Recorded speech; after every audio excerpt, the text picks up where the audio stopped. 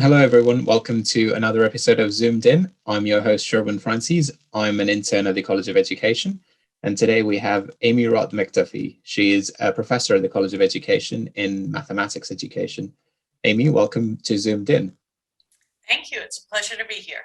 Yeah, and congratulations on being selected as a panelist for the National Assessment of Educational Progress. Being invited is a huge deal. So could you tell us a little bit more about your appointment and the role you play?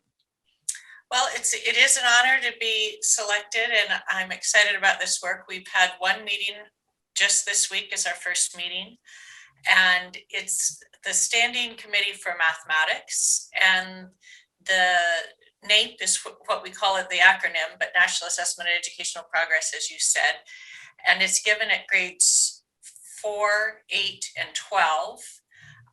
They administer some version of it about every 2 years. Of course, there's been some interruption with COVID, but it's also called the Nation's Report Card. And it's been in place since, I think, the late 60s. And it's the way we really track what students are learning in our nation. And what matters in learning shifts over time too. So the test actually shifts, and I'm on the committee to help design the assessment for 2026, which gives you a sense of how far out they have to plan to get a really good assessment together. And so we look at the mathematics related items, and it's targeted at students, obviously, but they also give assessments to teachers.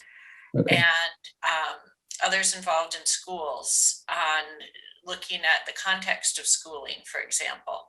And so we're not item writers, which is really challenging work, but we look at the work that the item writers do from our lens and experience to say if we think these are going to be effective items or what problems we might see with them, and at multiple levels, from the wording of an individual item to how well does it align with their framework and their aims for the assessment. Okay, got it. So will you be on this panel until it goes out in 2026? It's a 2-year appointment that's renewable. So you can ask me in 2 years that same question, and I'll tell you if I've kept my job or not. Gotcha. And I know it's like a big deal being invited, and as I understand it, only a handful of people are selected, and you have to be specifically invited. Is that right?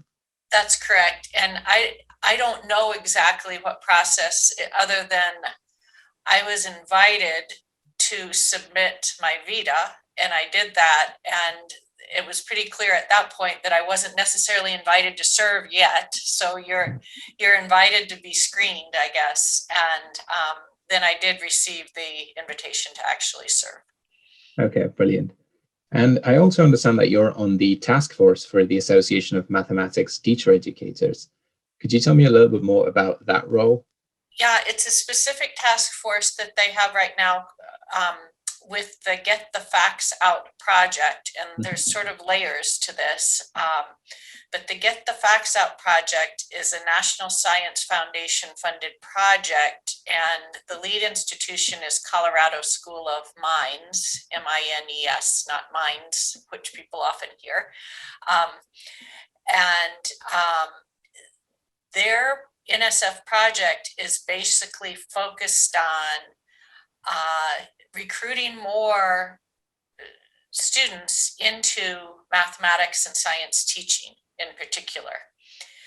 And I am not a PI on the project. I'm really just affiliated through my association, AMTE, as you mentioned.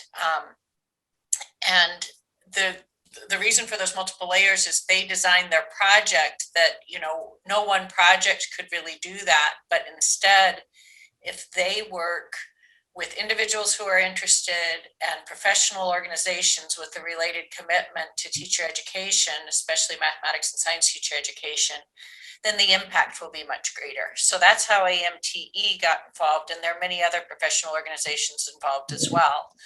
And then AMTE then named our task force. It was the kind of thing that we again applied and then were selected to serve on this committee. And I'm really enjoying the work, and both with the NAEP project and with this, I feel like it's important work, but it also helps me develop as a professional because I'm working with leaders in the field who are concerned about the same sort of problem. So it's a constant exchange of ideas. Right, gotcha. And you did touch on it a little bit. So just in terms of get the facts out, what are the specific goals that the organization hopes to achieve? So we do not have enough mathematics and science teachers in the nation, and it's been a long-standing problem.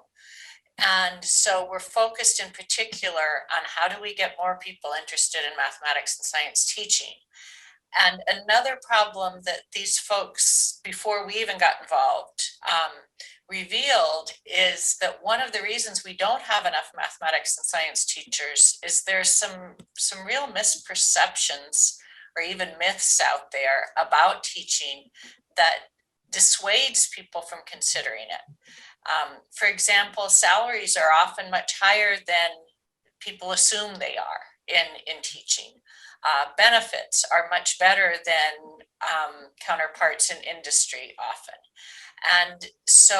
And then one of the biggest things is job satisfaction. The Get the Facts Out group has already done the research and found the job satisfaction among teachers, as you look at different professions, the only profession that it's higher is physicians. So it's basically at the top. And there's sort of a myth out there that teachers don't like their work, and it's just not true. So we're both recruiting, but also the name Get the Facts Out is basically this push towards let's get good information out there so people will give teaching a real consideration and not rule it out based on bad information. Got it. So in your time with Get the Facts Out, do you think the organization has been successful so far in increasing recruitment? I don't know that they have data yet on the impact, and that's really important because so much of the work has been trying to get folks like me involved and getting message out that it's probably a little early to see, are we actually getting more teachers involved, or more students involved in teaching? I do think they're having a big impact about getting more and more people in the field with better information and resources to talk to potential students. So I'm seeing that impact already.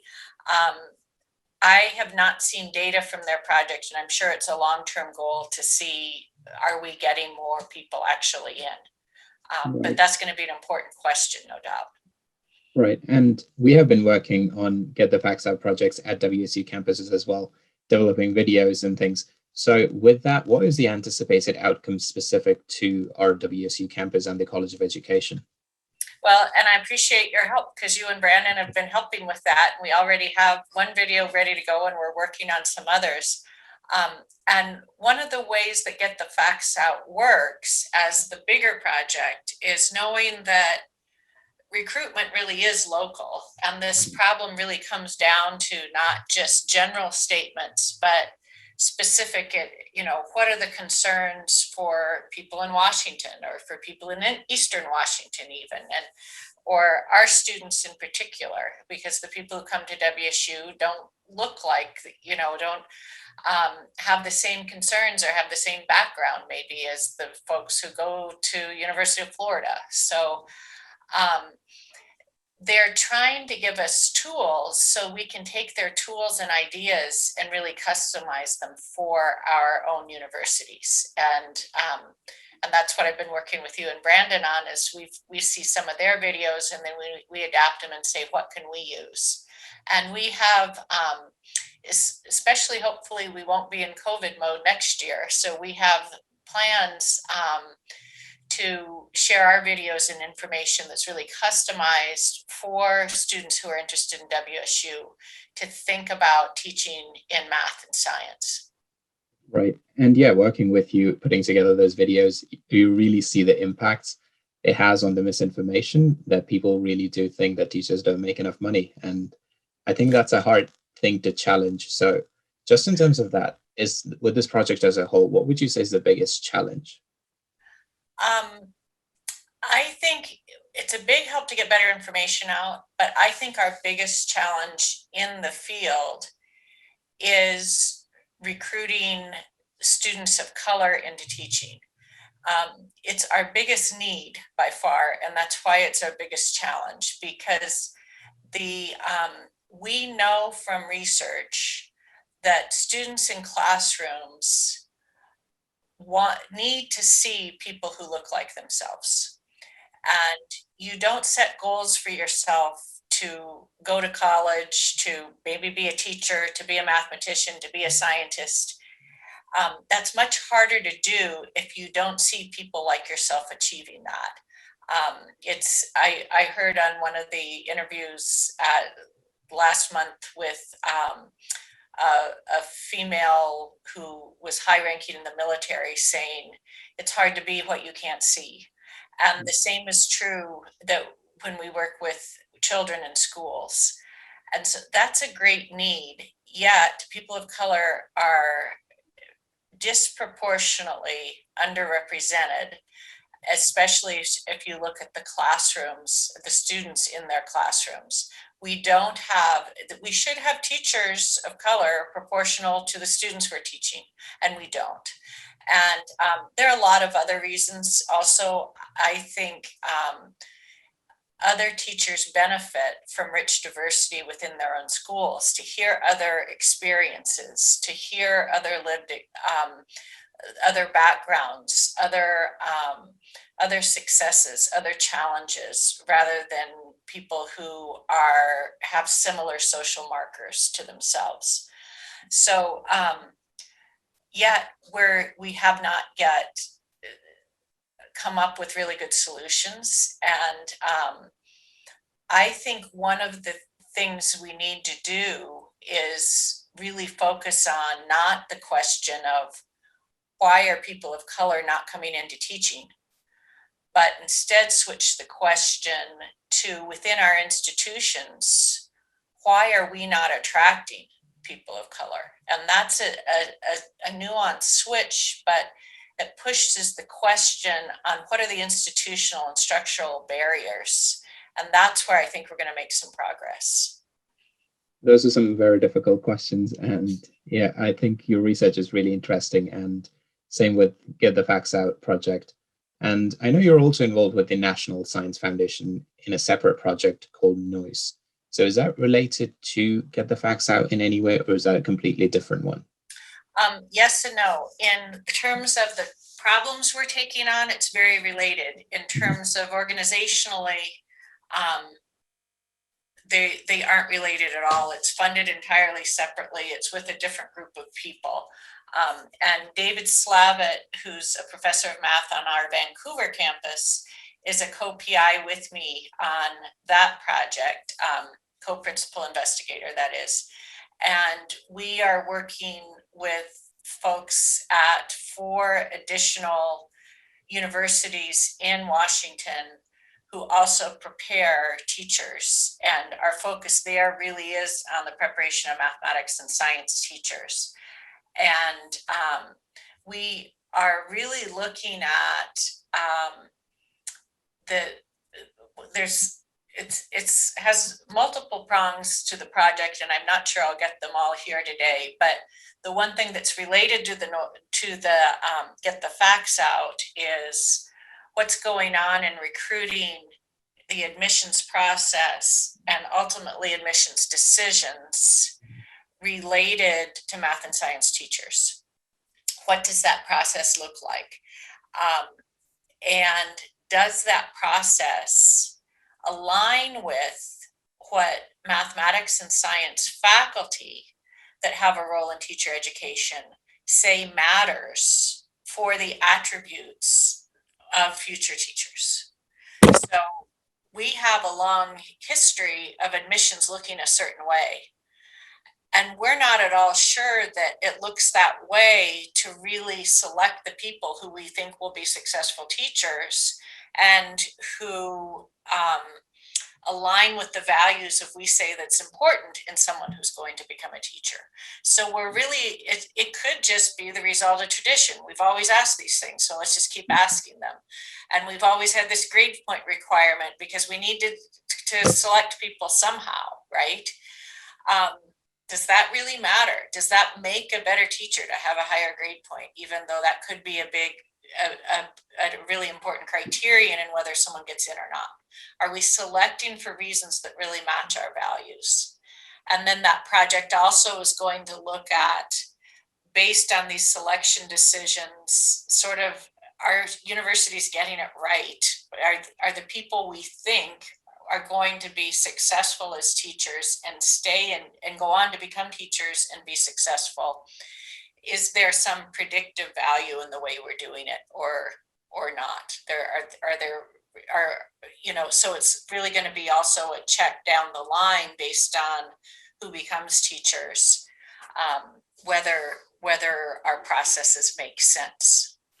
Right. Okay. So would you say the results from this project has the potential to overhaul the whole admissions process that we go through as a university? Well, we hope so. And probably this is sort of an early stage project. And if it goes well, we'll probably go for a larger scale project and focus even more on how this should be impacting universities. We're still at the sort of what's going on here stage, right? And you always want to end up with some implications and guidelines for universities to start thinking about what are we doing that's going to be effective, and maybe what are we doing that doesn't make sense at all. So